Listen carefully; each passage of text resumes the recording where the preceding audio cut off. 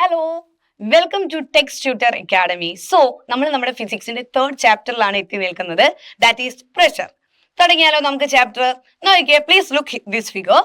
ഇവിടെ ഒരാൾ പറയാണ് the road ahead is muddy, അതായത് റോഡ് ഫുള്ള് ചളിയാണ്. So the lorry will get struck. അതുകൊണ്ട് എന്താണ്, ലോറി എന്തായാലും കൊടുങ്ങും എന്ന് പറഞ്ഞു.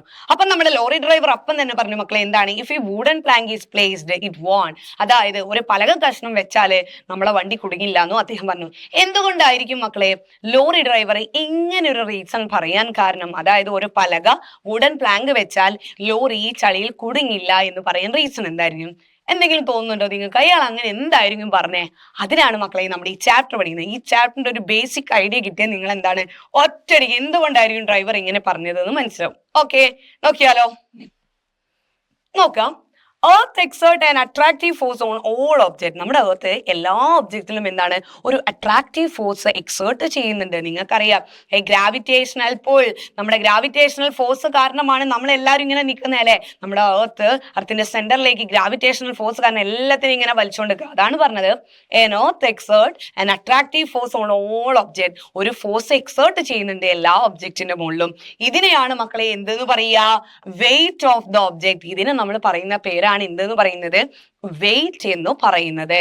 ക്ലിയർ ആയല്ലോ? അപ്പൊ വെയിറ്റ് എന്ന് പറഞ്ഞാൽ എന്താണ്? Actually it is the force exerted by the earth on a body. മനസ്സിലായല്ലോ? Force exerted by the earth on our body. നമ്മളെ ബോഡിയിൽ എർത്ത് എക്സേർട്ട് ചെയ്യുന്ന ഫോഴ്സിനെ പറയുന്ന പേരാണ് ആക്ച്വലി എന്തെന്ന് പറയുന്നത്?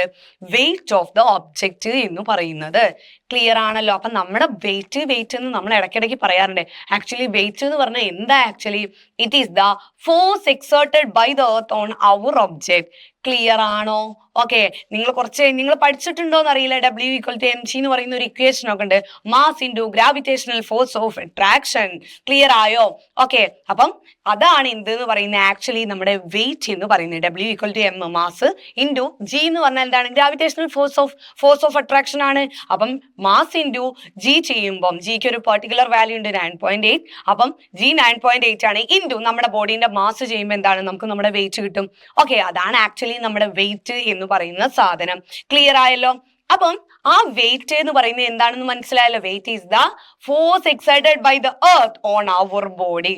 ക്ലിയർ ആണല്ലോ മക്കളെ? Okay, then the same weight can be applied in different ways. അതായത് മക്കളെ ഒരേ വെയിറ്റ് തന്നെ നമുക്ക് ഡിഫറെന്റ് വേസിൽ അപ്ലൈ ചെയ്യാൻ പറ്റും ഒരു സർഫസിൽ അല്ലെങ്കിൽ വേറൊരു ബോഡിയിൽ. ഒരു വെയിറ്റ് ഉള്ള സാധനം തന്നെ, മനസ്സിലായോ? സെയിം വെയിറ്റ് ഉള്ള സാധനം തന്നെ എന്താണ്, ഡിഫറെന്റ് വേസിൽ എന്താണ് അപ്ലൈ ചെയ്യാൻ പറ്റും എന്നാണ് പറഞ്ഞത്. Okay, the same weight can be applied in different vase. എങ്ങനെയാന്ന് നമുക്ക് നോക്കാം. Please look here. Example, the figure shows two different ways in which the same weight act on the object. Okay, ഒരേ wait ഉള്ള സാധനം തന്നെ രണ്ട് different വേസിൽ എങ്ങനെ apply ചെയ്യാം എന്നാണ് പറയുന്നത്. മനസ്സിലായോ? ഒരേ വെയിറ്റ് ആയിരിക്കും, പക്ഷെ വേറെ വേറെ തരത്തിലായിരിക്കും ആ ഒരു ഒബ്ജക്റ്റിൽ അപ്ലൈ ചെയ്യുന്നത്. നോക്കിയാലോ? Please look here. ഫസ്റ്റ് കണ്ടോ, ഇവിടെ ഇതൊരു സ്പോഞ്ചാണ് മക്കളെ. ഈ സ്പോഞ്ചിൽ നമ്മൾ ഒരു ബ്രിക്ക് എടുത്തു. ആ ബ്രിക്ക് ഇങ്ങനെ കുത്തനെ വെർട്ടിക്കലായിട്ട് വെക്കാണ് ചെയ്തത്. First case. രണ്ടാമത്തെ കേസ് പറഞ്ഞാൽ സെയിം സ്പോഞ്ചില് നമ്മുടെ ഇതേ ബ്രിക്ക് തന്നെ എന്താക്കി ഇങ്ങനെ കിടത്തി വെച്ചു. കണ്ടോ?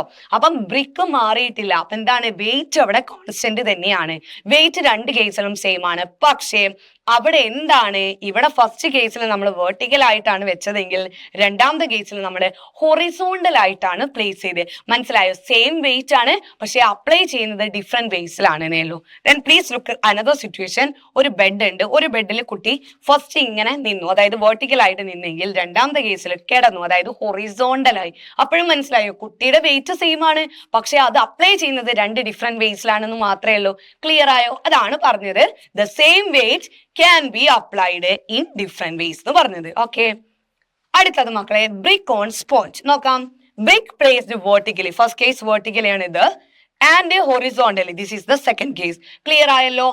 Wait remains the same. അതായത് മക്കളെ ഈ ഒരു ഫസ്റ്റ് കേസും സെക്കൻഡ് കേസും നിങ്ങൾ നോക്കിയാൽ നിങ്ങൾക്ക് മനസ്സിലാവും. ഫസ്റ്റ് കേസിൽ ബ്രിക്ക് വെർട്ടിക്കൽ ആണെങ്കിൽ ഇവിടെ ബ്രിക്ക് ഹൊറിസോണ്ടലി ആണ്. പക്ഷേ രണ്ട് ബ്രിക്കും സെയിം ആളുകളാണ്. സോ എന്താണ്, നമുക്കിവിടെ വെയിറ്റ് കോൺസ്റ്റന്റ് ആണ്, അല്ലെങ്കിൽ വെയിറ്റ് രണ്ട് കേസിലും സെയിം ആണ് എന്ന് പറയാൻ പറ്റും. അതാണ് പറഞ്ഞത് വെയിറ്റ് റിമൈൻസ് സെയിം എന്ന് പറഞ്ഞത്. Compression but difference not equal in both case. അതായത് മക്കളെ രണ്ടിലും വെയിറ്റ് സെയിം ആണെന്നേ പറഞ്ഞുള്ളൂ. പക്ഷേ രണ്ടിലുമുള്ള കംപ്രഷൻ, ഇങ്ങനെ അമര്യ, കംപ്രഷൻ പറഞ്ഞാൽ അമര്യല്ലേ, ഇങ്ങനെ ചെയ്യുന്നതല്ലേ കംപ്രഷൻ എന്ന് പറയുന്നത്. അപ്പൊ ഈ രണ്ട് കേസിലും കംപ്രഷൻ ഡിഫറെന്റ് ആണ്. നോക്കുമ്പോൾ തന്നെ മനസ്സിലാവും. ഇവിടെ എന്താണ്, സ്പോഞ്ച് നല്ലോണം കംപ്രസ് ആയി വെൻ ഇറ്റ് പ്ലേസ്ഡ് വെർട്ടിക്കലി. പക്ഷെ ഇവിടെയോ അത്രയൊന്നും കംപ്രസ് ആയില്ല, ജസ്റ്റ് ഒന്ന് കംപ്രസ് ആയിട്ടേ ഉള്ളൂ. അപ്പം വെയിറ്റ് സേവ് ആണെങ്കിലും കംപ്രഷൻ രണ്ട് കേസിലും ഡിഫറെന്റ് ആണ് എന്നാണ് പറഞ്ഞത്. ക്ലിയർ ആണല്ലോ മക്കളെ? Next, child on mattress.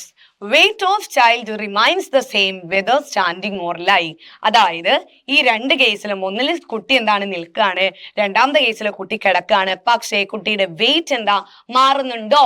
രണ്ടിലും കുട്ടി തന്നെയല്ലേ. കുട്ടിയുടെ വെയിറ്റ് കിടക്കുകയാണെങ്കിൽ മാറുമോ? ഇല്ല, വെയിറ്റ് എന്താണ്, സെയിം ആണ് അല്ലേ.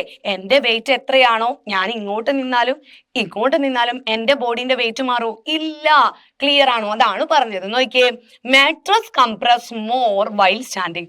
രണ്ട് കേസിലും ഒരേ കുട്ടി തന്നെ, ഒരേ വെയിറ്റും ആണുള്ളത്. പക്ഷേ രണ്ടിലുമുള്ള കംപ്രഷൻ ഡിഫറെന്റ് ആണ്. കുട്ടി നിൽക്കുമ്പോൾ ബെഡ് നല്ലോണം അമരുമെങ്കിൽ കിടക്കുമ്പോൾ അത്ര അമരില്ല. That is compression is more while standing. Reason എന്തുകൊണ്ടാ മക്കളെ? pressure increases when the area of contact decreases. മക്കളെ നോക്കണം, കുട്ടി നിൽക്കുമ്പോൾ എന്ന് പറയുന്നത് കുട്ടീന്റെ ഏരിയ ഓഫ് കോണ്ടാക്ട്, അതായത് ഈ രണ്ട് കാലുകളും മാത്രമേ ടച്ച് ചെയ്യുന്നുള്ളൂ. അപ്പൊ അവിടുത്തെ ഏരിയ ഓഫ് കോണ്ടാക്ട് എന്താ, അത്രയേ ഉള്ളൂ. ഈ രണ്ട് കാലിന്റെ ഏരിയ എത്രയാണോ അതാണ് അവിടെ ഏരിയ ഓഫ് കോണ്ടാക്ട് വരുന്നത്. ബട്ട് കിടക്കുമ്പോ ഏരിയ ഓഫ് കോണ്ടാക്ട് പറഞ്ഞാൽ കുട്ടി ഇങ്ങനെ കിടക്കുക, ആ ബോഡീന്റെ ഫുൾ സർഫസും കുട്ടീന്റെ ബോഡീന്റെ ഫുൾ സർഫസും നമ്മുടെ ബെഡിലുണ്ട്. അതുകൊണ്ട് അവിടെ ഏരിയ ഓഫ് കോണ്ടാക്ട് എന്താ മക്കളെ, വളരെ കൂടുതലാണ്. ഇവിടെ ആണെങ്കിലോ ഏരിയ വളരെ കുറവുമാണ്. ഏരിയ ഒന്നിൽ കൂടുതലും ഏരിയ ഒന്നിൽ കുറവും. അതായത് മക്കളെ, ഏരിയ കുറയുമ്പോൾ പ്രഷർ കൂടും, ഏരിയ കൂടുമ്പോഴോ പ്രഷർ കുറയും. ഇങ്ങനെ പ്രഷർ കൂടുന്നത് കൊണ്ടാണ് ഇവിടെ നമ്മുടെ കംപ്രഷൻ എന്തായത് മക്കളെ, കൂടാൻ കാരണം. ഇവിടെയോ കംപ്രഷൻ കുറയാനും കാരണം അതാണ്. ഏരിയ ഓഫ് കോണ്ടാക്ട് കുറയുമ്പോൾ പ്രഷർ കൂടി. when the pressure increases the compression also increases. ഇത് തന്നെയാണ് നമ്മുടെ സ്പോഞ്ചിലും നടന്നത്. ക്ലിയർ ആണോ? വെർട്ടിക്കലായി വെക്കുമ്പോൾ അവിടെ ഏരിയ ഓഫ് കോണ്ടാക്ട് ആ ഒരു ചെറിയ പോർഷനേ വരുള്ളൂ. സോ പ്രഷർ ഗ്രാജുവലി ഇൻക്രീസസ്, അപ്പം കംപ്രഷൻ ഇൻക്രീസസ്. ക്ലിയർ ആയോ? അടുത്തത് മക്കളെ, let's do another activity ചെയ്യാണ്. Activity with balloons and nail. നോക്കാം, ഇതാണ് നമ്മളുടെ ആക്ടിവിറ്റി. നോക്കാം, single nail plus balloon plus wait. അതായത് മക്കളെ, ഒരു പലക എടുക്കുക, പലകയിൽ ഒരു ആണി തറക്കുക, അതിന്റെ മുകളിൽ എന്താക്കുക, ഒരു ബലൂൺ വെക്കുക. മനസ്സിലായോ? എന്നിട്ട് അതിന്റെ മുകളിൽ വീണ്ടും എന്താണ്, ഒരു പലക കഷ്ണം വെക്കുക. എന്നിട്ട് എന്താക്കുക, അതിന്റെ മുകളിൽ ഒരു വെയിറ്റ്, മനസ്സിലായോ? ഇതിങ്ങനെയെന്ന് കാണിക്കുന്ന വെയിറ്റ് ആട്ടോ, വെയിറ്റ് വെക്കുക. അതുപോലെ രണ്ടാമത്തെ പലക കഷ്ണം എടുക്കുക. രണ്ടാമത്തെ കേസിൽ എന്താന്ന് വെച്ചാൽ ഈ പലക കഷ്ണത്തില് ഫുള്ള് ആണികൾ ഇങ്ങനെ ഫുള്ള് തറയ്ക്കുക. അതിനുശേഷം രണ്ടിലും വീർപ്പിച്ചൊരു ബലൂൺ വെക്കണം കേട്ടോ, വീർപ്പിച്ചൊരു ബലൂൺ വെക്കുക. അതിനുശേഷം വീണ്ടും അതിന്റെ മുകളിൽ എന്താക്കുക, ഒരു പലക വെക്കുക. എന്നിട്ട് അതിന്റെ മുകളിൽ എന്താണ്, എന്തെങ്കിലും ഒരു വെയിറ്റ് ഉള്ള, രണ്ടിലും ഈക്വൽ വെയിറ്റ് ഉള്ള ഒരു സാധനം, ഇവിടെ എന്താണോ വെച്ചത് അതേ സാധനം ഈ ഒരു പലകേന്റെ മുകളിലും വെക്കുകയാണ് വേണ്ടത്. രണ്ട് എക്സ്പെരിമെന്റ് മനസ്സിലായല്ലോ. ഫസ്റ്റ് പലകയിൽ സിംഗിൾ നെയിലാണ്, രണ്ടാമത്തേൽ ഫുൾ ഓഫ് നെയിൽസ് ആണ്. പിന്നെ എന്താണ്, ഒരു വീർപ്പിച്ച ബലൂൺ ഈ ഒരു ആണീന്റെ അവിടെ വെക്കുക, ഇവിടെ ഈ ഒരു പലകേന്റെ ആണി തറച്ചതിന്റെ മുകളിൽ വേറൊരു വീർപ്പിച്ച ബലൂൺ. ദെൻ ആഫ്റ്റർ ദാറ്റ് അതിന്റെ മുകളിലായിട്ട് ഒരു പലക രണ്ടിലും വെക്കുക. ദെൻ എബവ് ദാറ്റ് എന്താണ്, ഒരു വെയിറ്റ് ഉള്ള ഒരു സാധനം വെക്കുക, എന്തെങ്കിലും ഒരു സാധനം. ഓക്കെ, അതാണ് പറഞ്ഞത്. Then multiple nails close together plus balloon plus same wait. ഇവിടെ എന്താണ്, ആ സെയിം വെയിറ്റ് ഉദ്ദേശിക്കുന്നത് ഇവിടെ വെക്കുന്ന സാധനം തന്നെ വേണം ഇവിടെയും വെക്കാൻ. Okay, balloon doesn't burst. ഇവിടെ ബലൂൺ, അതായത് മക്കളെ ഇങ്ങനെ വെച്ച് ഈ ഒരു എക്സ്പെരിമെന്റൽ സെറ്റപ്പിലും നമുക്കറിയാം ബലൂൺ വീർപ്പിച്ചതാണ് നമ്മൾ ആണീന്റെ മുകളിൽ വെക്കുന്നത് അല്ലെ.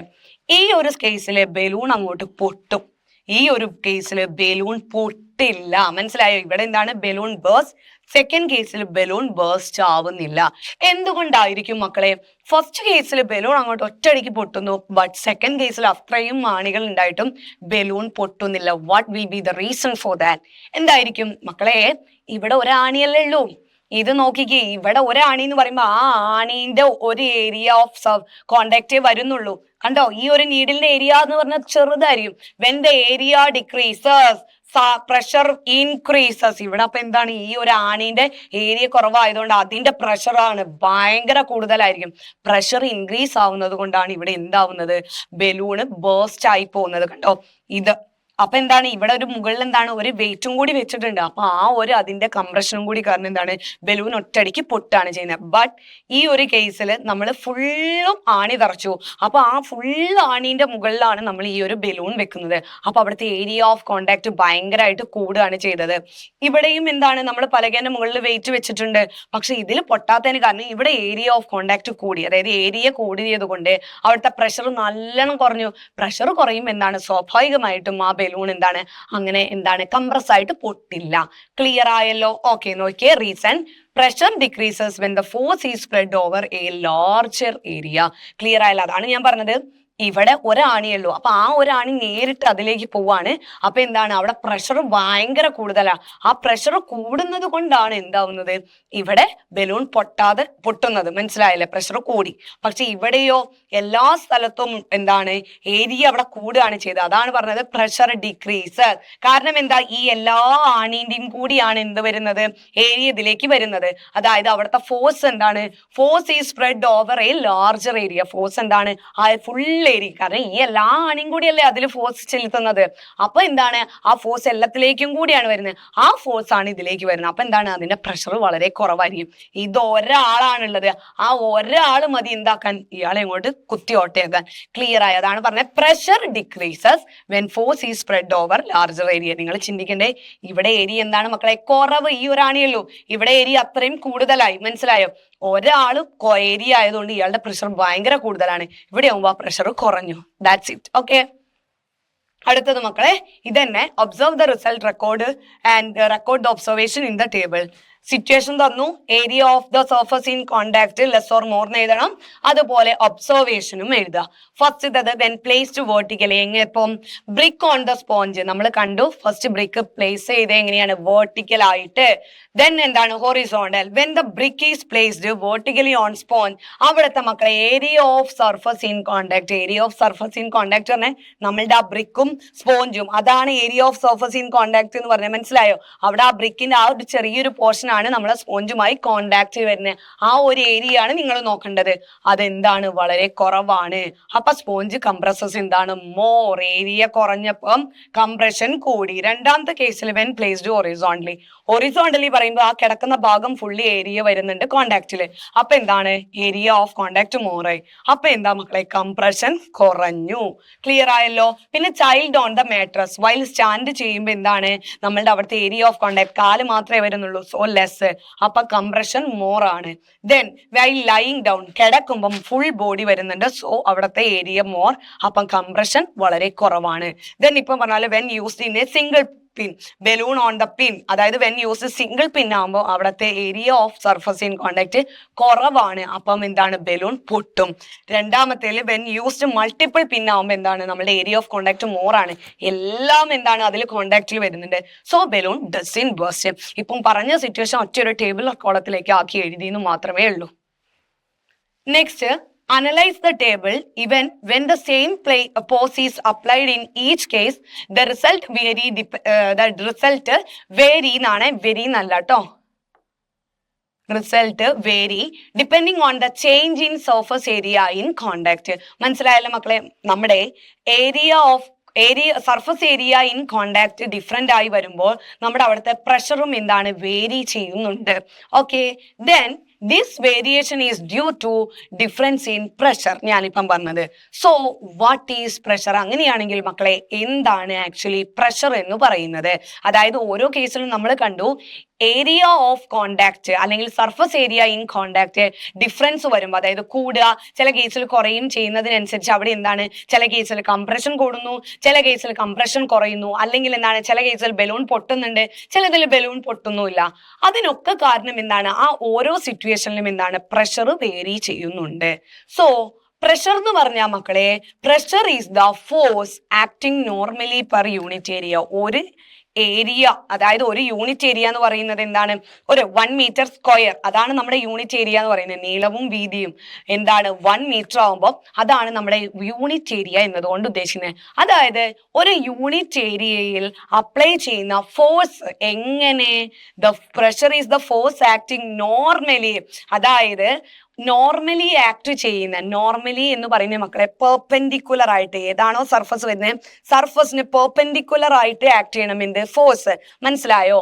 അങ്ങനെ ഒരു യൂണിറ്റ് ഏരിയയിൽ പെർപെൻഡിക്കുലർ ആയി ആക്ട് ചെയ്യുന്ന ഫോഴ്സ്, അതാണ് നമ്മളുടെ പ്രഷർ എന്നത് കൊണ്ട് ഉദ്ദേശിക്കുന്നത്. മറന്നുപോയത്, പ്രഷർ എന്ന് പറഞ്ഞാൽ ഇവിടെ ഒരു വേർഡ് ഉണ്ട്. Pressure is the force acting normally per unit area. നിങ്ങളുടെ ഒരു സർഫസ് ഇതാണെങ്കിൽ മക്കളെ, ഈ ഒരു സർഫസിൽ ഇങ്ങനെയാണ് ഫോഴ്സ് ആക്ട് ചെയ്യേണ്ടത്, അല്ലാതെ ഇങ്ങനെയല്ല. മനസ്സിലായോ? Force acting normally means force acting perpendicular to the surface. ഇതിനെയാണ് നമ്മൾ എന്ത് പറയാ, പ്രഷർ എന്ന് പറയുന്നത്. Who will win the race? അടുത്തതിൽ ചോദിക്കാണ്, ആരായിരിക്കും ഇവിടെ റേസിൽ വിൻ ചെയ്യുക? നമ്മുടെ ഒരു താറാവുണ്ട്, അടുത്തതിൽ എന്താണ്, നമ്മളുടെ ഒരു ഹെന്നും ഉണ്ട്. ഇവിടെ പറയാണ് from here on I will be the one to reach first, just watch എന്നാണ് പറഞ്ഞത്. രണ്ടാമത്തെ so far I have run ahead and won I will win again എന്നും കോഴി പറയുന്നുണ്ട്. നോക്കാം നമുക്ക്. The duck will win the race. ഡെക്കാണ് ഈ റേസിൽ വിൻ ചെയ്യാന്നാ പറഞ്ഞത്. ഹെന്നും ഡെക്കും തമ്മിലുള്ള റേസിൽ ഡെക്കാണ് വിൻ ചെയ്യുക. വാട്ട് ഈസ് ദ റീസൺ മക്കളെ? എന്തുകൊണ്ടായിരിക്കും ഹെന്നിന് പകരം ഡെക്ക് റേസിൽ വിൻ ചെയ്യാനുള്ള റീസൺ എന്തോന്നായിരിക്കും? നിങ്ങൾക്ക് ഗസ് ചെയ്യാൻ പറ്റും എന്തുകൊണ്ടാണ് നമ്മളുടെ ഈ ഒരു ഡെക്ക് ഇങ്ങനെ വിൻ ചെയ്യുന്ന റേസിൽ? അതാണ് മക്കളെ നമ്മൾ നോക്കാൻ പോകുന്നത്. Duck have broad webbed feet which spread their weight over a larger surface area. This reduces the pressure on the muddy ground and duck doesn't sink and move faster. മക്കളെ, ഡക്കിന്റെ കാല് നിങ്ങൾക്ക് അറിയാലോ, ഇങ്ങനെ ഒരു പരന്നൊരു കാലതാ, ഇങ്ങനെ ഇങ്ങനെ പറക്കുമ്പോൾ എന്താണ്, അവിടുത്തെ area of contact with the mud എന്താണ്, കൂടുകയാണ് ചെയ്യുന്നത്. മനസ്സിലായോ? As compared to hen. ഹെന്നിന്റെ കാൽപാദവും ഇതിൻ്റെതും നിങ്ങൾക്ക് നല്ല ഡിഫറൻസ് മനസ്സിലാവും. ഇതിൻ്റെത് ഇങ്ങനെ ഒരു പരന്നതായിട്ട് ഒരു പാട പോലെ ഉണ്ടാവും. അപ്പൊ ഇതിന്റെ ഏരിയ ഓഫ് കോണ്ടാക്ട് എന്താണ്, കൂടുകയാണ് ചെയ്യുന്നത്. വെൻ ദ ഏരിയ മക്കളെ ഇൻക്രീസ്, അത് നമ്മുടെ മഡിൽ അപ്ലൈ ചെയ്യുന്ന പ്രഷർ എന്താണ്, കുറയും. പ്രഷർ കുറയുമ്പോൾ അവിടുത്തെ കംപ്രഷൻ എന്താണ് ചെയ്യുക, കുറയാണ് ചെയ്യുക. മഡിൽ താഴൂല കാല്. മനസ്സിലായോ? അപ്പൊ അതിന് വേഗം വേഗം ഇങ്ങനെ ഓടാൻ പറ്റും. പക്ഷേ ഹെന്ന് എന്ന് പറയുമ്പോൾ നിങ്ങൾക്കറിയാം ഓരോ ഫിംഗർ അല്ലേ, അപ്പൊ ഇവിടുത്തെ ഏരിയ ഓഫ് കോണ്ടാക്ട് കൂടുതലാണ് എന്നർത്ഥം. മനസ്സിലായോ? Okay, sorry, area of contact കുറവാണ് എന്നർത്ഥം. ഏരിയ കുറവാണ് കാരണം ഓരോ കാൽപാദം ഇങ്ങനെ രണ്ടെണ്ണം വെക്കുന്നതും ഇങ്ങനെയും വെക്കുന്നതും. അങ്ങനെ നോക്കിയത് എന്റെ കൈ ഇങ്ങനെ വെക്കുമ്പോൾ ഏരിയ എത്രയും വരുന്നുണ്ട്. 2 വിരൽ വെക്കുമ്പോൾ എത്ര ഏരിയ വരില്ല? അതന്നെ. കോഴിയുടെ കേസിൽ അങ്ങനെ ഓരോ 3 വിരലാണ്. അപ്പൊ അതിന്റെ ഏരിയ കുറവാണ്. അപ്പൊ അവിടുത്തെ പ്രഷർ നല്ലോണം കൂടും. പ്രഷർ കൂടുമ്പോ എന്താ, അതിങ്ങനെ നമ്മുടെ മഡിലേക്ക് വെക്കുമ്പോൾ അതിന്റെ കാലെന്താണ്, ചളിയിൽ ഇങ്ങനെ താഴ്ന്നു പോകും. ഓക്കെ, അങ്ങനെ കംപ്രഷൻ എന്താണ്, ഇതിൽ കൂടും. കംപ്രഷൻ കൂടുമ്പോ എന്താണ്, അതിന് അങ്ങനെ സ്പീഡിൽ ഓടാൻ പറ്റില്ല. കാരണം എന്താ, താഴ്ന്നു പോലെ. അപ്പം ആ താഴ്ന്നതിൽ നിന്ന് അടുത്തതിൽ വെക്കുക പറയുമ്പോൾ എന്താണ്, കുറച്ച് ബുദ്ധിമുട്ടാണ്. അതുകൊണ്ടാണ് നമ്മുടെ കോഴി എന്താവുന്നത്, ഈ റേസിൽ വിൻ ചെയ്യാത്തതും നമ്മുടെ ഡെക്ക് എന്താണ് എപ്പോഴും വിൻ ചെയ്യുന്നത്. അതാണ് മക്കളെ പറഞ്ഞേ, duck have broad webbed feet which spread their weight over a larger surface area. അതിന്റെ വെയിറ്റ് എന്താണ്, ഒരു ഫുൾ ഏരിയയിലേക്കാണ് സ്പ്രെഡ് ചെയ്യുന്നത്. കാരണം എന്താണ്, അതിന്റെ കാൽപാദം കാരണം. മനസ്സിലായില്ലേ? This reduces the pressure on the muddy area wall, muddy region. മനസ്സിലായല്ലോ? അപ്പം അത് ഏത് കൂടിയാണോ ഓടുന്നത് അവിടേക്ക് അപ്ലൈ ചെയ്യുന്ന പ്രഷർ എന്താണ്, കുറയും. അപ്പൊ എന്താണ്, അതിന്റെ കംപ്രഷനും കുറയാണ്. അപ്പൊ അതിന് സ്പീഡിൽ ഓടാൻ കഴിയും എന്നാണ് പറഞ്ഞത്. പക്ഷേ duck doesn't sink and move faster. The hen has narrow feet, less area of contact, exert എന്താണ്, more pressure, sink in the mud and move slower. ഞാനിപ്പോ പറഞ്ഞ അതേ റീസൺ. ക്ലിയർ ആയല്ലോ മക്കളെ? ഓക്കെ, സോ നെക്സ്റ്റ് എന്താണ്, മെഷർമെന്റ് ഓഫ് പ്രഷർ. പ്രഷറിനെ മെഷർ ചെയ്യാൻ പോവാട്ടോ നമ്മൾ. ഓക്കെ, നോക്കാം. See the figure 3.5. ഈ ഫിഗർ ആണ് നമ്മളോട് നോക്കാൻ പറഞ്ഞത്. Of 2 concrete slab placed in A sand. അതായത് മക്കളെ നോക്കിയേ, നമ്മുടെ ഒരു സാൻഡില് കോൺക്രീറ്റ് സ്ലാബ് വെച്ച ഒരു പിക്ചർ ആണ് നിങ്ങൾക്ക് തന്നത്. ക്ലിയർ ആണല്ലോ? ഈ 2 pics. Okay, each of them is made of cubes weighing 18 Newton fixed together and the area of one side of the cube is 0.36 meters square. Referring to the figures, complete the following. Referring to figures ആണ് complete the following table നാട്ടോ. Okay, അപ്പം നമ്മളോട് ഈ 2 figure നോക്കിയിട്ട് നമ്മളോട് next സ്ലൈഡിൽ എന്താണ്, ഒരു ടേബിളർ കോളം ഉണ്ട് നിങ്ങളുടെ ടെക്സ്റ്റിൽ ഉള്ളത് തന്നെ, അത് കംപ്ലീറ്റ് ചെയ്യാനാണ് പറഞ്ഞത്. നോക്കാം, ഇത് നോക്കിയേ, 2 ഫിഗർ ആണ് മക്കളെ തന്നത്. 2 ഫിഗറിലും എന്താണ് ഒരു ഡിഫറൻസ് പറഞ്ഞാൽ, 2 ഫിഗറിലും നമ്മുടെ കോൺക്രീറ്റ് സ്ലാബ് തന്നെയാണ് വെച്ചത്. പക്ഷെ വെച്ചത് സെയിം രീതിയിലാണോ? അല്ല. അതാണ് ഇവിടുത്തെ ഡിഫറൻസ്. നോക്കാം, ഇവിടെ നോക്കിയേ, ഈ ഫസ്റ്റ് ഫിഗറിലാണെങ്കിൽ നിങ്ങൾക്ക് കാണാൻ പറ്റും നമ്മുടെ കോൺക്രീറ്റ് സ്ലാബ് ഇങ്ങനെ, അതായത് ഫസ്റ്റ് കുറച്ചെണ്ണം വെച്ചു, പിന്നെ കുറച്ചും കൂടി കുറഞ്ഞു, പിന്നെ വീണ്ടും കുറഞ്ഞു, മുകളിലെത്തിയപ്പോൾ 1 ഇങ്ങനെ ഒരു രീതിയിൽ നമ്മുടെ ഒരു പിരമിഡിന്റെ ഷേപ്പിലാണ് വെച്ചത് അല്ലേ. പക്ഷേ രണ്ടാമത്തതിലോ ഇതിന്റെ നേരെ തല ഉത്തരം ഇൻവേർട്ടഡ് ആയിട്ടുമാണ് വെച്ചത്. മനസ്സിലായല്ലോ? ഓക്കെ, അപ്പൊ ഇവിടെ നമ്മളോട് പറഞ്ഞത് ഇതാണ്, each of them is made of cubes weighing 18 newton. അതായത് ഇത് രണ്ടും കോൺക്രീറ്റ് ക്യൂബ്സ് കൊണ്ടാണ് ഈ രണ്ട് ഫിഗറും തന്നത് അല്ലെ. രണ്ട് ഫിഗറിലും ഉള്ളത് കോൺക്രീറ്റ് ക്യൂബ്സ് ആണ്. അപ്പൊ അതില് ഒരു കോൺക്രീറ്റ് ക്യൂബിന്റെ വെയിറ്റ് എന്ന് പറയുന്നത് എത്രയാണെന്നാ നമ്മളോട് പറഞ്ഞത്? 18 ന്യൂട്ടൺ. അപ്പം ഇതിൽ എത്ര ഉണ്ട്? 1 2 3 4 5 6 7 8 9 10. ഇവിടെയും 1 2 3 4 5 6 7 8 9 10. അതായത് രണ്ടിലും 10 കോൺക്രീറ്റ് ക്യൂബ്സ് നിങ്ങൾക്ക് കാണാൻ പറ്റും. ഇതില് ഒന്നിന്റെ വെയിറ്റ് എന്ന് പറയുന്നത് നമ്മളോട് പറഞ്ഞത് എന്താണ്? 18 ന്യൂട്ടൺ. അതായത് ഇവിടെ തന്നെ കാണിച്ചിട്ടുണ്ട്, ഇതാണ് നമ്മുടെ ഒരു കോൺക്രീറ്റ് സ്ലാബ് എന്ന് പറയുന്നത്. അതിന്റെ ഒന്നിന്റെ വെയിറ്റ് എന്ന് പറയുന്നത് എന്താണ്? 18 ന്യൂട്ടൺ ആണ് എന്ന് നമ്മളോട് പറഞ്ഞിട്ടുണ്ട്. അതുപോലെ തന്നെ എന്താണ്? The area of one side of the cube. ക്യൂബിന്റെ ഒരു കോൺക്രീറ്റ് സ്ലാബോ അല്ലെങ്കിൽ കോൺക്രീറ്റ് ക്യൂബോ എടുത്താൽ ഇതിന്റെ ഒരു സൈഡിന്റെ ഏരിയ എന്ന് പറയുന്നത് 0.36 മീറ്റർ സ്ക്വയർ ആണ് എന്നും നമ്മളോട് പറഞ്ഞിട്ടുണ്ട്. മനസ്സിലായല്ലോ? അപ്പം ഏരിയ നമുക്ക് കിട്ടി 0.36 മീറ്റർ സ്ക്വയർ ആണ് എന്നും അതുപോലെ അതിന്റെ വെയിറ്റ് 18 ന്യൂട്ടൺ ആണെന്നും നമ്മൾക്ക് തന്നിട്ടുണ്ട്. സോ ഈ രണ്ട് ഫിഗറും അനലൈസ് ചെയ്തിട്ട് നമ്മളോട് നെക്സ്റ്റ് സ്ലൈഡിലുള്ള നമ്മുടെ ടെക്സ്റ്റ് ബുക്കിലെ എന്ത് ടേബുലർ കോളം ഫില്ല് ചെയ്യാനാണ് പറഞ്ഞത്. നോക്കിയാലോ? ഓക്കെ, നോക്കാം. ഇത് നോക്കിയേ, measurements slab 1 slab 2. Slab 1 slab 2 എന്ന് പറയുന്നത് ഇത് സ്ലാബ് 1 ആക്കിയിട്ട് എടുക്കുന്നു, ഇത് സ്ലാബ് 2 ആണ് കേട്ടോ. അപ്പൊ അതിനെ വെച്ചിട്ടാണ് നമ്മൾ ടേബുലർ കോളം ഫില്ല് ചെയ്യുന്നത്. നോക്കാം. Force experienced on the sand.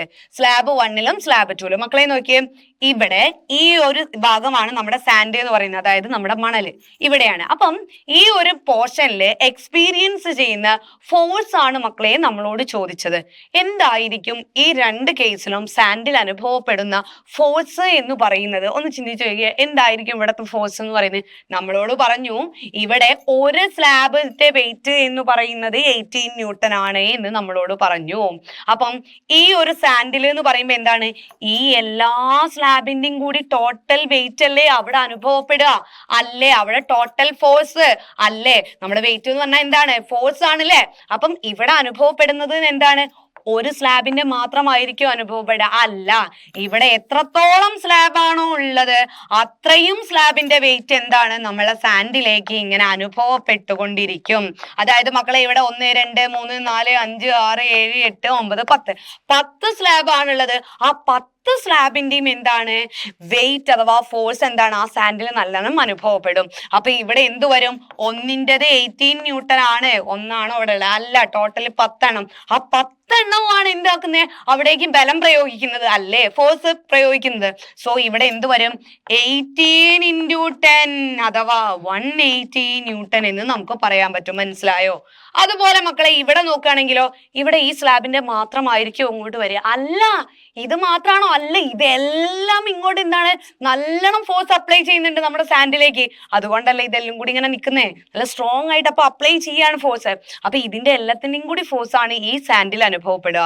അതായത് ഇവിടെയും മക്കളെ 1 2 3 4 5 6 7 8 9 10 കോൺക്രീറ്റ് സ്ലാബുകൾ അഥവാ ക്യൂബ് ഉണ്ട്. അപ്പൊ ഒന്നിൻ്റെത് 18 ന്യൂട്ടൺ ആണെങ്കിൽ ഇവിടെ എന്താണ് ടോട്ടൽ എന്താണ് വരിക? 18 into 10 അല്ലേ? അപ്പൊ എത്ര വരും? 180 ന്യൂട്ടൺ ആണ് ഇവിടെ ഈ സാൻഡിലും അനുഭവപ്പെടുന്ന എന്ത് പറയുന്നത്? ഫോഴ്സ് എന്ന് പറയുന്നത്. മനസ്സിലായോ? അതായത് രണ്ട് കേസിലും വെയിറ്റ് മാറുന്നുണ്ടോ? ഇല്ല. അതായത് നമ്മൾ എടുത്ത കോൺക്രീറ്റ് സ്ലാബ് രണ്ട് കേസിലും എന്താണ്? സെയിം ആണ്. പക്ഷേ അവിടെ വ്യത്യസ്ത രീതിയിലാണ് നമ്മൾ എന്താക്കിയ കോൺക്രീറ്റ് സ്ലാബിനെ അറേഞ്ച് ചെയ്തത് എന്ന് മാത്രമേ ഉള്ളൂ. നമ്മൾ ഈ ചാപ്റ്റർ തുടങ്ങിയപ്പം പറഞ്ഞു അല്ലെ, പല രീതിയിൽ എന്താണ് നമ്മൾക്ക് നിൽക്കാം. ഒരു ബെഡിൽ കിടക്കുന്നുണ്ട്, നിൽക്കുന്നുണ്ട്. അപ്പോഴൊക്കെ എന്താണ് നമ്മുടെ വെയിറ്റ് എത്രയാണോ അത് മാറുന്നുണ്ടോ? ഇല്ല. മനസ്സിലായല്ലോ? അതേ ഉള്ളൂ ഇതും. ഇവിടെയും 180 ന്യൂട്ടൺ ആണ്, ഇവിടെയും അതേപോലെ 180 ന്യൂട്ടൺ ആണ് അനുഭവപ്പെടുക.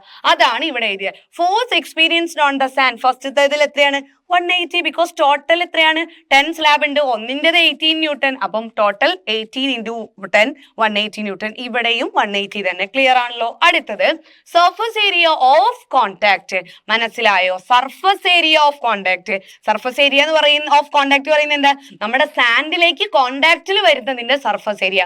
ഇവിടെ നോക്കിയേ മക്കളെ, നമ്മുടെ ഈ ഒരു ഫസ്റ്റ് കേസ് നോക്കുകയാണെങ്കിൽ 10 സ്ലാബിന്റെയാണ് ഫോഴ്സ് അനുഭവപ്പെടുന്നത്. പക്ഷേ നമ്മുടെ സാൻഡുമായിട്ട് കോണ്ടാക്റ്റിൽ വരുന്ന 1 2 2 3 4 കോൺക്രീറ്റ് ക്യൂബ്സ് മാത്രമാണ് നമ്മുടെ എന്ത് സാൻഡുമായിട്ട് കോണ്ടാക്ട് വരുന്നത്. അപ്പൊ അതല്ലേ അതിന്റെ ഏരിയ അല്ലേ അവിടെ കോണ്ടാക്റ്റിൽ വരുന്നുള്ളൂ. സോ ആ ഒരു ഏരിയ ആണ് അവിടുത്തെ എന്ത് എന്ന് പറയുന്നത്, ഏരിയ ഓഫ് കോണ്ടാക്ട് എന്ന് ചോദിച്ചാൽ ഒന്നിൻ്റെത് നമുക്ക് തന്നു 0.36 ആണ് നമുക്ക് തന്നു. അപ്പൊ ഇവിടെ മക്കളെ എത്ര എണ്ണം, ഒന്നാണോ വരുന്നത്? അല്ല, 1 ഈ ഒരു പോർഷൻ, 2 ഇതിന്റെ ഈ അടിഭാഗം, 3 ഇവിടുത്തെ ഈ പോർഷൻ, 4 ഇവിടെ. അതായത് 4 കോൺക്രീറ്റ് സ്ലാബിന്റെയും എന്താണ് ആ അടിവശമാണ് നമ്മുടെ സാൻഡുമായിട്ട് കോണ്ടാക്റ്റിൽ വരുന്നത്. അതായത് ഈ ഒരു അടിപോർഷനിലേതാ ഈ ഒരു ഭാഗം, ഈ ഒരു അടിഭാഗമാണ് എന്ത് വരുന്നത്, ഈ ഒരു സാൻഡില് ടച്ചിൽ വരുന്നത് അല്ലെ. അപ്പൊ ഇവിടെ ഒന്നാണോ? അല്ല, 1 2 3 4 കോൺക്രീറ്റ് സ്ലാബിന്റെ ആ ഒരു അടിവശം എന്താണ് നമ്മുടെ സാൻഡുമായിട്ട് കോണ്ടാക്റ്റിൽ വരികയാണ്. അപ്പൊ അവിടുത്തെ ഏരിയ ഓഫ് കോണ്ടാക്ട് എന്ന് ചോദിക്കുമ്പോൾ ഒന്നല്ല, ഒന്നിന്റെ ഏരിയ അല്ല ഉണ്ടാവുക, 4 കോൺക്രീറ്റ് സ്ലാബിന്റെ ഏരിയ ഉണ്ടാവും. അതാണ് ഇവിടെ area. 4 cubes into 0.36 metre square. ഒന്നിൻ്റെത് നമുക്ക് തന്നു 0.36 മീറ്റർ സ്ക്വയർ ആണ് ഒരു ക്യൂബിന്റെ ഒരു വശത്തിന്റെ ഏരിയ എന്ന് പറയുന്നത്. അപ്പൊ ഇവിടെ കോണ്ടാക്റ്റിൽ വരുന്നത് 4 ക്യൂബ്സ് ആണ്. അതുകൊണ്ട് 4 ക്യൂബ്സ് ഇൻറ്റു 0.36 മീറ്റർ സ്ക്വയർ ചെയ്യുമ്പോൾ 1.44 മീറ്റർ സ്ക്വയർ നമുക്ക് കിട്ടും. സെറ്റ് ആണല്ലോ. രണ്ടാമത്തത് സ്ലാബിന്റെ നോക്കിയേ മക്കളെ, ഇവിടെ നിൽക്കുമ്പോൾ ഇതേപോലെ അല്ല അറേഞ്ച് ചെയ്ത് അതിന്റെ നേരെ തല കുത്തനെയാണ് വെച്ചത് അല്ലെ. അപ്പൊ ഇവിടെ എന്താണ്, ആകെ ഒരു കോൺക്രീറ്റ് സ്ലാബിന്റെ അടിവശം മാത്രമേ കോണ്ടാക്റ്റിൽ വരുന്നുള്ളൂ. മനസ്സിലായോ? എന്റെ കൈയും ഇതാണ് സാൻഡ് എന്ന് വിചാരിക്കുക, ഇതാണ് കോൺക്രീറ്റ് സ്ലാബ് എങ്കിൽ ഇതാ ഈ ഒരു കോൺക്രീറ്റ് സ്ലാബിന്റെ ഈ ഒരു അടിവശമാണ് കോണ്ടാക്റ്റിൽ വരുന്നത്. അപ്പൊ എന്താണ്, 1 ക്യൂബ് ഇൻറ്റു എന്ത് വരും, 0.36 വരും. അതാണ് 1 cube into 0.36 metre square equal to 0.36 metre square എന്ന് ഞാൻ എഴുതിയത്. സെറ്റ് ആണല്ലോ മക്കളെ. Okay, next force experienced per unit area. ഒരു യൂണിറ്റ് ഏരിയയിൽ അനുഭവപ്പെടുന്ന ഫോഴ്സ് അഥവാ നമ്മുടെ എന്താണ്, പ്രഷർ ആണ് അല്ലെ. അപ്പൊ പ്രഷർ ആണ് നമ്മളോട് ചോദിച്ചത്. അപ്പൊ നമുക്കറിയാം പ്രഷർ എന്ന് പറഞ്ഞാൽ എന്താണ്, അവിടെ അനുഭവപ്പെടുന്ന ഫോഴ്സ് ബൈ എന്താണ് അവിടുത്തെ ഏരിയ ഓഫ് കോണ്ടാക്ട് ആണ് ചെയ്യേണ്ടത്. ഇവിടുത്തെ ഫോഴ്സ് എന്ന് പറയുന്നത് 180 ന്യൂട്ടൺ ആണ്, ഡിവൈഡഡ് ബൈ ഇവിടുത്തെ ഏരിയ ഓഫ് കോണ്ടാക്ട് 1.44 ആണ്. അപ്പം ഫോഴ്സ് ഡിവൈഡഡ് ബൈ എ നമ്മൾ പഠിച്ചിട്ടുണ്ട്, P ഈക്വൽ ടു F/A എന്ന് ചെയ്താൽ മതി. നമുക്കറിയില്ലേ ഫോഴ്സ് എത്രയാണോ ടോട്ടൽ ഫോഴ്സ് നോക്കുക, total force divided by area കണ്ടാൽ നമുക്ക് കണ്ടെത്താൻ പറ്റും. എന്താണ് ഇവിടുത്തെ ടോട്ടൽ ഫോഴ്സ് എന്ന് പറഞ്ഞാൽ 180 ന്യൂട്ടൺ ആണ്, ഡിവൈഡഡ് ബൈ 1.44 ആണ് ചെയ്യേണ്ടത്. അപ്പം 180 ഡിവൈഡഡ് ബൈ 1.44 ചെയ്യുമ്പം ഇത്രയും കിട്ടും, 125 ന്യൂട്ടൺ പെർ മീറ്റർ സ്ക്വയർ എന്ന് നമുക്ക് കിട്ടും. സെറ്റ് അല്ലേ. അടുത്തത് ഇവിടെയാണെങ്കിലും ഇവിടത്തെയും എന്താണ് ഫോഴ്സ് മാറുന്നില്ല, എത്രയാണ് 180. പക്ഷെ ഇവിടുത്തെ ഏരിയ ഓഫ് കോണ്ടാക്ട് എന്താണ് വരുന്നത്, 0.36. അപ്പൊ 180 ബൈ 0.36 ചെയ്യുമ്പോൾ 500 ന്യൂട്ടൺ മീറ്റർ സ്ക്വയർ എന്ന് കിട്ടും. മനസ്സിലായല്ലോ. ഫോഴ്സ് പ്രഷർ കണ്ടെത്താൻ വേണ്ടി ഫോഴ്സ് എത്രയാണോ ഡിവൈഡഡ് ബൈ അവിടുത്തെ ഏരിയ ഓഫ് കോണ്ടാക്ട് ചെയ്താൽ മതി. സോ ഫസ്റ്റത്തേതിന്റെ 125 ആണ് നമുക്ക് എന്ത് കിട്ടിയത്, പ്രഷർ എങ്കിൽ രണ്ടാമത്തെ കേസിൽ 500 ആണ് നമുക്ക് പ്രഷർ കിട്ടിയത്. സെറ്റ് അല്ലേ മക്കളെ. ഓക്കെ, നോക്കിയേ, the weight of the slab act normally on the sand. Clear ആയോ? അതായത് നമ്മുടെ സാൻഡില് നമ്മുടെ കോൺക്രീറ്റ് ക്യൂബിന്റെ വെയിറ്റ് എന്താണ്, നോർമൽ ആയിട്ടാണ് അനുഭവപ്പെടുന്നത്, അതായത് പെർപെൻഡിക്കുലർ ആയിട്ടാണ് അനുഭവപ്പെടുന്നത്. ദാറ്റ് ഈസ് കോൾഡ് മക്കളെ എന്താണ്, ത്രസ്റ്റ്. അപ്പൊ എന്താണ് ത്രസ്റ്റ് എന്ന് പറയുന്നത്, പെർപെൻഡിക്കുലർ ആയിട്ട് ഒരു സർഫസിൽ അനുഭവപ്പെടുന്ന ഫോഴ്സിനെയാണ് നമ്മൾ എന്തെന്ന് പറയുന്നത്, ത്രസ്റ്റ് എന്ന് പറയുന്നത്. നോക്കി, അതായത് ഇതാണ് നമ്മുടെ സർഫസ്. മനസ്സിലായോ? ഈ സർഫസിൽ ഇങ്ങനെ പെർപെൻഡിക്കുലർ ആയി അനുഭവപ്പെടുന്ന ഫോഴ്സിനെയാണ് നമ്മൾ എന്തെന്ന് പറയുന്നത്, ത്രസ്റ്റ് എന്ന് പറയുന്നത്. മനസ്സിലായത്? ഫോഴ്സ് ആക്ടിങ് പെർപെൻഡിക്കുലർ അല്ലെങ്കിൽ normal to the surface is known as എന്താണ്, ത്രസ്റ്റ്. അത് ഫോഴ്സ് തന്നെ, ഫോഴ്സിനെ പെർപെൻഡിക്കുലർ ആയി അനുഭവപ്പെടുന്നത് കൊണ്ട് നമ്മൾ ഒരു പ്രത്യേക പേരിൽ വിളിക്കുന്നു, that is called thrust. Set ആണോ? ഓക്കെ, നോക്കിയേ, the force acting normally on a surface is called എന്താണ്, ത്രസ്റ്റ്. നോക്കിയേ, the force acting normally, normally ഉദ്ദേശിക്കുന്നത് പെർപെൻഡിക്കുലർ ആയിട്ട്. ഒരിക്കലും സർഫസ് ഇതാണെങ്കിൽ ഇങ്ങനെയല്ല അനുഭവപ്പെടുന്നത്, സർഫസിന് പെർപെൻഡിക്കുലർ ആയി. ഇതാണ് എന്റെ സർഫസ് എങ്കിൽ സർഫസിൽ ഇതാ ഇങ്ങനെ പെർപെൻഡിക്കുലർ ആയിട്ട് 90 ഡിഗ്രി ആംഗിൾ അല്ലേ പെർപെൻഡിക്കുലർ എന്ന് പറഞ്ഞാൽ. അപ്പൊ 90 ഡിഗ്രി അതായത് പെർപെൻഡിക്കുലർ ആയിട്ട് അനുഭവപ്പെടുന്ന ഫോഴ്സിനെയാണ് നമ്മൾ എന്തെന്ന് പറയുന്നത്, ത്രസ്റ്റ് എന്ന് പറയുന്നത്. സെറ്റ് ആണല്ലോ. ഓക്കെ, നോക്കിയേ മക്കളെ, ഇത് നമ്മൾ ജസ്റ്റ് പറയുന്നേ ഉള്ളൂ, നമ്മൾ ഓൾറെഡി ഇത് പഠിച്ചതും ചെയ്ത് കഴിഞ്ഞതുമാണ്. നോക്കാം. We have found that the force acting normally per unit area അല്ലെ. Force we have found the force acting normally per unit area. ഒരു യൂണിറ്റ് ഏരിയയിൽ പെർപെൻഡിക്കുലർ ആയി അല്ലെങ്കിൽ നോർമൽ ആയിട്ടാണ് ഫോഴ്സ് അനുഭവപ്പെടുന്നത് അല്ലെ. ദിസ് ഈസ് കോൾഡ് എന്താണ് പ്രഷർ. ഇതിനെയാണ് നമ്മൾ എന്തെന്ന് പറയാ പ്രഷർ എന്ന് പറയുന്നത്. Let's now write an equation for pressure. പ്രഷറിന്റെ ഇക്വേഷൻ നമ്മൾ എഴുതാൻ പോവാണ്. അത് ഓൾറെഡി നമ്മൾ ചെയ്തു അല്ലെ. പ്രഷർ കണ്ടെത്താൻ നമ്മൾ എന്താ ചെയ്തത്? ടോട്ടൽ പ്രഷർ അവിടുത്തെ എത്രയാ നോക്കി, ഡിവൈഡഡ് ബൈ ഇവിടത്തെ എന്ത് നോക്കി, ഏരിയയും ചെയ്തുതാ ഇവിടത്തെ.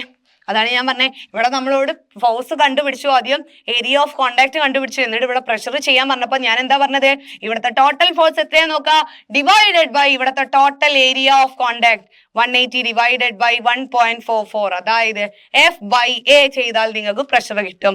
അതിന് ഇവിടെ ഒന്നും കൂടി എഴുതിയേ ഉള്ളൂ, അതാണ്. So we have found the force acting normally per unit area. Force എന്ന് പറയുന്നത് എന്താണ്, ഒരു യൂണിറ്റ് ഏരിയയിൽ അനുഭവപ്പെടുകയാണെങ്കിൽ അതിന് നമ്മൾ വിളിക്കുന്ന പേരാണ് എന്തെന്ന് പറയുന്നത്, പ്രഷർ എന്ന് പറയുന്നത്. Let's now write an equation for pressure. നോക്കാം. If pressure is denoted by P, പ്രഷറിനെ നമ്മൾ P ആയിട്ട് ഡിനോട്ട് ചെയ്യാണെന്ന് വിചാരിക്കാം. Thrust by F and area by A. അപ്പം പ്രഷറിനെ മക്കളെ P, ആ പ്രഷർ എന്ന് പറഞ്ഞാൽ എന്താണ്, ഒരു യൂണിറ്റ് ഏരിയയിൽ, ഇതാണ് നമ്മളുടെ ഒരു യൂണിറ്റ് ഏരിയ എന്ന് വിചാരിക്കുക.